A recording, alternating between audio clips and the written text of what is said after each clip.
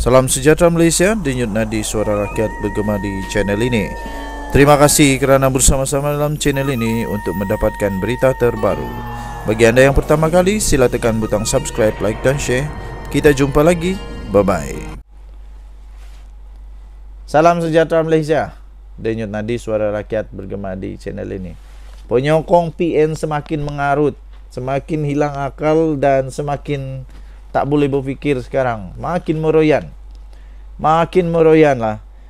Betul lah kata Sabudin Husin. Saya pun dapat fikir. Bayangkan kalau mereka ulang-ulang benda yang sama, meroyan, dan mereka cakap benda yang harapan, hayalan, omongan kasar, kosong selama 4 tahun lagi untuk berharap kerajaan tumbang. Balik hari-hari ulang.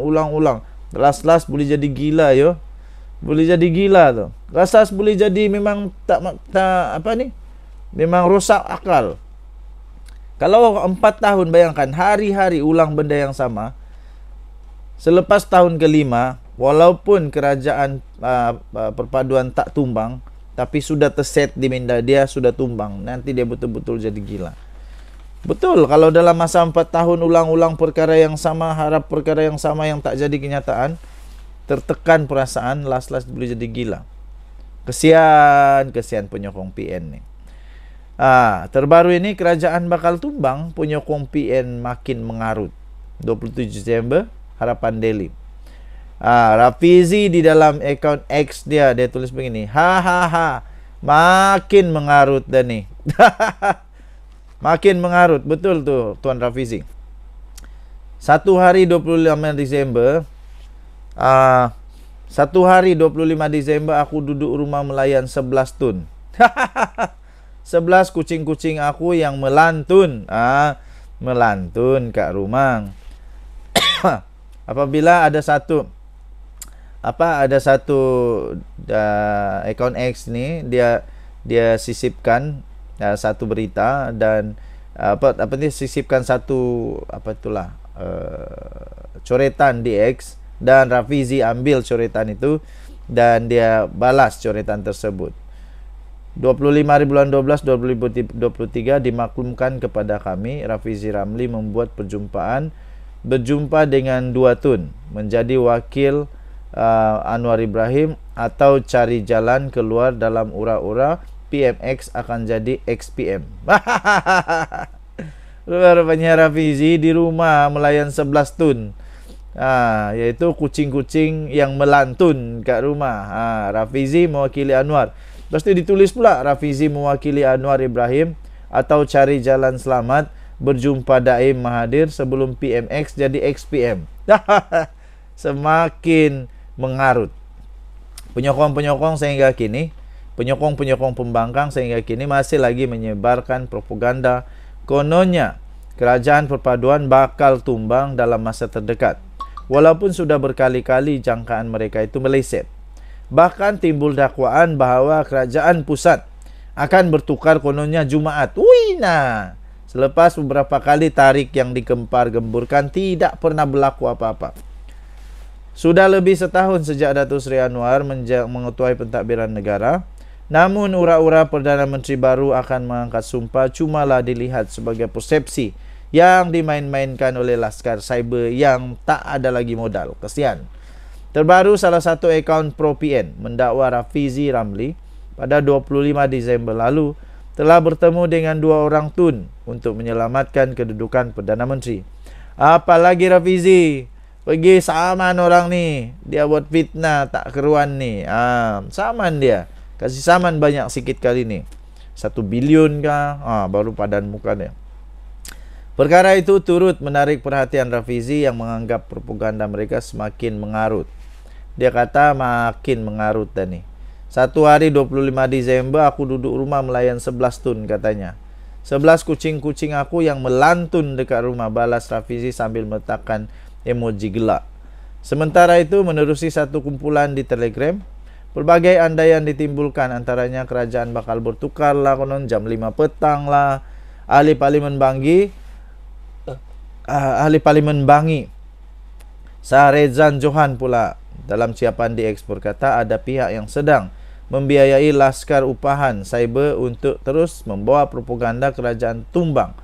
Walaupun hakikatnya tiada apa yang berlaku. Katanya, nasihat saya abaikan saja mereka. Habis dana, senyaplah mereka. Siapnya.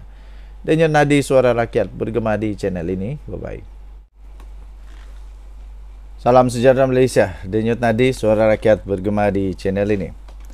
Dr. Mahathir menyindir kah atau tersinggung? Dr. Mahathir menyindir atau tersinggung? Dah makin takut ke? Dr. Mahathir dah makin risau kah? Dr. Mahathir dah makin tak boleh tidur kah semalam ni? Setakat ni. Mungkin Dr. Mahathir makin risau. Ahli Majlis Tertinggi UMNO, Datuk Puat Zarkasi menyoal sama ada gesaan mantan Perdana Menteri Tun Mahathir agar semua yang bergelar Tun disiasat merupakan satu sindiran atau tersinggung. Habis. Sebenarnya Tun Mahathir ni makin takut kah makin apa? Sebenarnya Dr. Mahathir lebih dia bersuara sekarang, lebih dia dalam keadaan ketara. Dalam keadaan ketara ketakutan, ketara sirisau, ketara makin yalah tak keruan lah. Jadi sebenarnya Tun Mahathir lebih baik berdiam diri. Saya fikir Dr. Mahathir baguslah dia balik ke rumah, sembahyang, banyak-banyak buat amal, banyak-banyak baca Quran ke, buat amal lah banyak-banyak, buat pahala banyak-banyak, daripada terus menyibuk menjadi ahli politik yang sudah tua. Rugi saja, rugi, masa semakin suntuk. Jadi betul lah, sindiran atau tersinggung, saya fikir kedua-duanya. Apakah Tun Dr. Mahathir menyindir SPRM kerana menyita Menara Ilham milik Tun Daim, atau Tun M tersinggung? Adakah ini pengakuan daripada Tun M bahawa semua Tun ada ini? Oh, masalah, jangan. Masalah. Tun Mahathir, kalau kamu bersalah, jangan pula babitkan orang lain. Ini perkara bukan tentang orang Tun yang lain tu. Ini perkara tentang kamu saja dengan Tun Daim. Jadi memang, adakah kamu makin takut ataupun kamu hanya menyindir? Tidak pastilah. Apakah Tun Mahathir menyindir SPRM? Atau Tun M sebenarnya tersinggung dan makin takut? Tun kata semua itu ikut rule of law. Patutlah Tun Dr. Mahathir buat cara begitu. Atau Tun Mahathir tercabar seolah-olah selepas ini giliran beliau pula. Adakah ini memang giliran Mahathir? Ramai jadi mangsa termasuk Najib dan Syahrir Samad. Dakwa dulu, cari bukti kemudian. Semalam Dr. Mahathir menyatakan persetujuan agar semua individu yang memperoleh darjah kehormat Tun turut disiasat sekiranya mereka tidak dapat menjelaskan bagaimana mereka memperoleh kekayaan. Tunggulah. Tunggulah. Tidak mustahil benda itu boleh berlaku, kerana sekarang ini Perdana Menteri bukan Mahathir. Sekarang ini Perdana Menteri adalah Perdana Menteri yang memang betul-betul nombor satu musuh rasuah. Ini menurut beliau adalah juga kaedah untuk membenteras rasuah. Dr. Mahathir membuat kenyataan tersebut menerusi media sosial susulan pengesahan Suruhanjaya Pencegahan Rasuah Malaysia bahawa mantan Tun Daim Zainuddin sedang disiasat.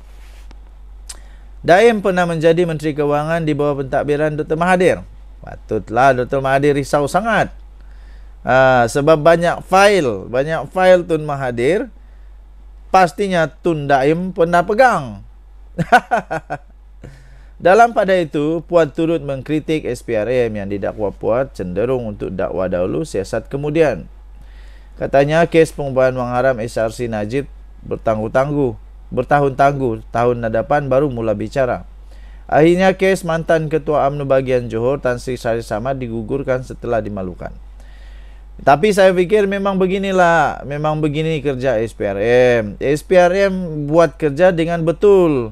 Jadi sama ada orang itu kamu sayang atau tidak, tapi SPRM tetap buat kerja yang betul. SPRM ada dia punya akta sendiri, ada dia punya SOP sendiri.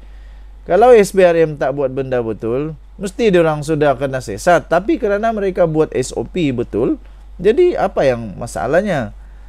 Tapi eloklah SPRM guna dokumen tulis waktu cari bukti, kata Puan Zarkasi. Yang ini saya tak pasti, tapi saya tak minat dengan yang itu. Ya, saya hanya yakin bahwa SPRM buat kerja dengan betul.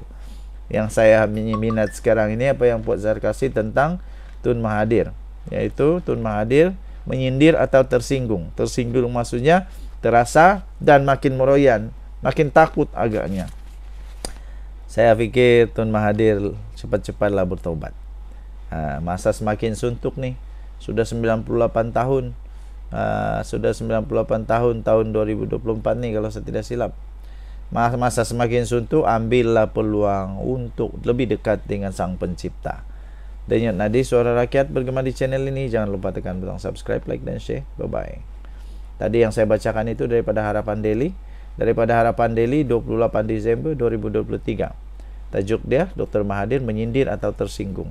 Kita jumpa lagi. Bye-bye.